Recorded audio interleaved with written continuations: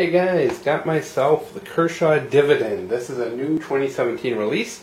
I actually pre-ordered this quite a while ago, and I've had it for, I don't know, maybe 2 weeks, and decided to do my review on it. And before we get down to business, guys, as you can see, we have a new addition here to the channel. I finally shelled out and bought one of these cutting mats. I know it's like, they're the thing, but you know, I see everyone else's videos and they just look so much better than mine, so I finally decided to do it. The big question is, guys, I want you to leave me a comment and let me know which side you think looks better, this blue side or pink. Oftentimes, you know, these really dark items with dark handles don't show up very good on video, so I just kind of want to, as this video goes along, I'll switch it back and forth a couple of times. Let me know which you like better. So, alright, what is the Dividend? It is the new release from Kershaw. It is a USA-made Kershaw. And you can see it actually has the flag on there. Made of 420 HC steel. It is a speed-safe, assisted opener with a 3-inch Wharncliffe style blade. Pow! Take a look at that. And has the glass-filled nylon handles, liner lock, all that stuff. So, here is this bad boy. Very nice little design, very similar to the Link. Major difference between this and the Link, of course, is it's a slightly smaller knife and has that more of a Wharncliffe style blade as opposed to that little bit of a recurve that the Link has. But pretty much, you know, same steel, same factory, same handle, same setup. You know, it's a flipper, liner lock, all that jazz. So, all right. So we're going to talk. Oh, it's also under 3 ounces, like 2.85 ounces, so it's a really nice lightweight knife. And there's also an aluminum handled version. The pocket clip is right and left side carry only for tip up. The back is a partial. You can see it's a little bit milled out there spacer. You can see it's got a flipper with no thumb studs. Decent blade centering. Got a pretty nice snap to it when it opens. Flip this back over, guys. Had a little time to soak that in. Textured handle, by the way, as well. No jimping or anything on the back. Overall, pretty smooth. Feels good in the hand. Good performance. This, and I gotta say one thing, guys. This 420 steel, Kershaw does something magical with this steel, because I've tested it. And just by cutting linear feet of cardboard, and it outperforms. There we go. Now we've got rid of that glare. It does outperform HCR13 MOV, 440C. Massively outperforms AUS-8. In fact, this falls just shy of VG10 when it comes to testing just pure cardboard, which is kind of awesome. It actually falls right in line with the N690CO steel and the 14C28N.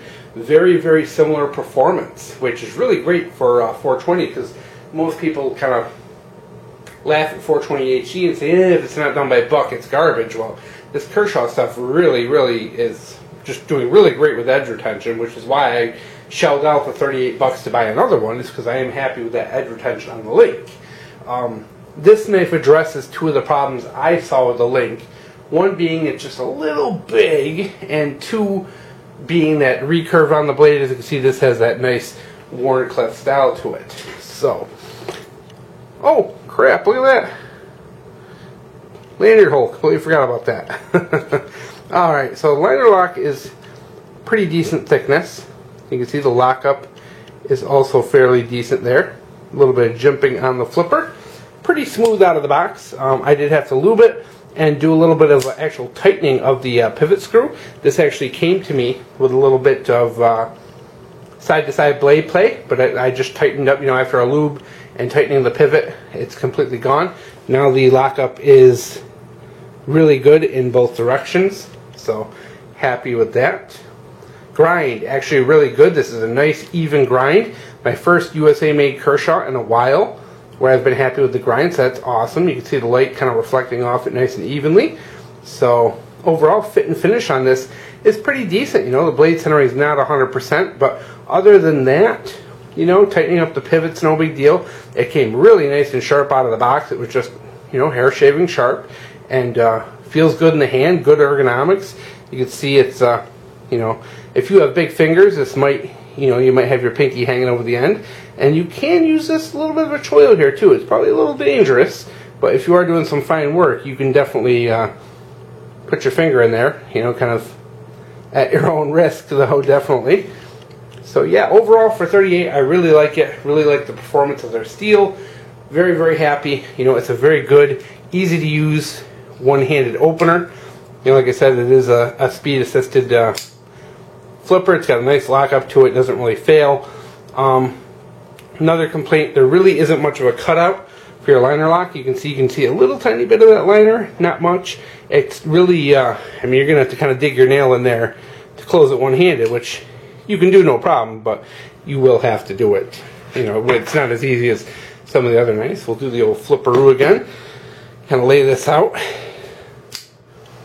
And we'll talk a little bit about the Wharncliffe blade and why I like them so much before we go. Now, Wharncliffes, and you're going to see coming up, we have other Wharncliffes coming to the table as well. Here's a little sneak peek at the Spyderco Delica Wharncliffe, are probably my favorite style of blade. And there's a reason for it.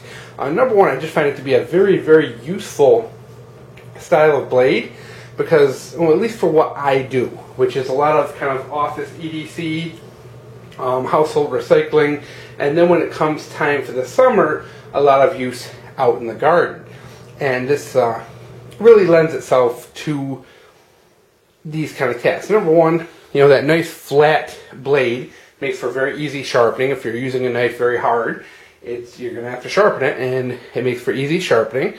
Number two is the drop cuts, you know, where you're cutting maybe open a package or an envelope.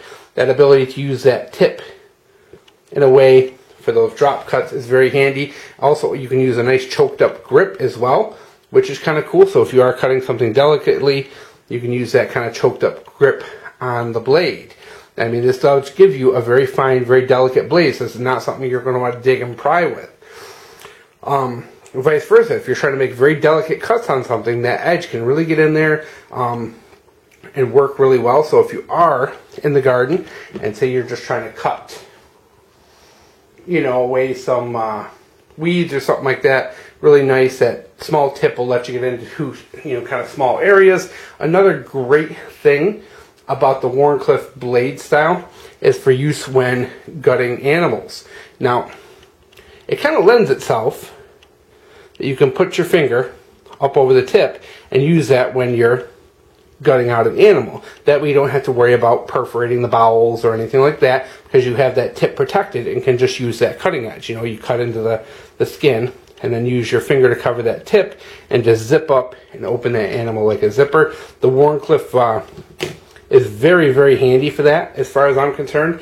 It's always been you know, a really easy thing to do when you have that, as opposed to something like a spear point where that point is a little more in the middle and can be a little more difficult to control, because you do have that kind of lack of a belly as you're doing that. You know, as you can see, you have that nice kind of flat area to cut, so you don't have to worry about a belly or anything like that slicing into things you don't want to. That flat cutting edge, you know, really works out when you're cutting things, kitchen use, all that.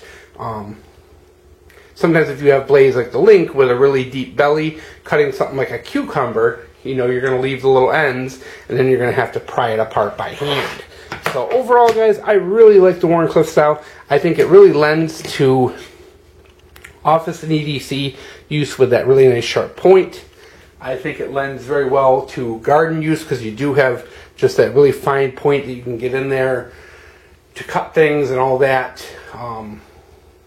You know, and then of course, you know, like I said, other tasks, you know, when you're out there doing things, that flatter edge can sometimes really be to your benefit when you're trying to, you know, do that. You know, granted, you do lose some slicing capability with that flatter edge, but I'm willing to sacrifice that for the benefits of the Wharncliffe. So there it is, the Kershaw Dividend, $38, new on the market, decent build quality, not a bad USA made knife at $38, And as I said before, they're doing really good stuff with the 420HC. Super happy with the performance of that steel for the money, and overall decent buy. I definitely think I like this better than the Link. So if you do like the Link and you want something a hair smaller, this is maybe something to look into. And once again, guys, leave me a comment. Let me know which one you like. Do you like the pink? And do you like the blue? Let me know.